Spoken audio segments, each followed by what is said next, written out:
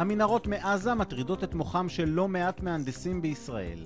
גבי יניב ומעיין הראל, סטודנטים לתואר ראשון בהנדסה מכנית במכללת אפקה, הציגו אב טיפוס של רובוט שיכול לחפור קילומטרים רבים בתוך האדמה, לזהות מנהרות, להתגבר על מכשולים, לחסות על עקבותיו וגם להתפוצץ ולחסל מחבלים במידה וזיהה כאלו.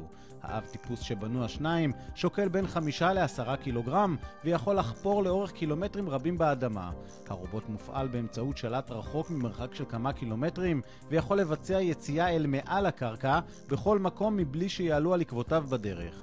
אורך חיי הסוללה של הרובוט נכון להיום הוא 3 שעות. מדובר ברובוט הראשון מסוגו בעולם שמסוגל לזהות באמצעות חיישנים, מנהרות, אמצעי לחימה, לחשוף את אורך המנהרה ואת היציאות שלה. שני הסטודנטים כבר ביצעו ניסויים באזור הגבול עם רצועת עזה, והרובוט הוכיח שהוא מסוגל לאתר מנהרות. אופציה נוספת היא להפעיל את הרובוט כמו מחבל מתאבד, כלומר לשגר אותו במנהרה קיימת, לאתר את המחבלים ולפגוע בהם באמצעות מטענים או אמצעי ירי שיוצמדו אליו. העלות לרובוט החפרפרת הזה היא כמה אלפים בודדים של דולרים. מי יודע, אולי שני הסטודנטים יצליחו לפתור את בעיית המנהרות אחת ולתמיד.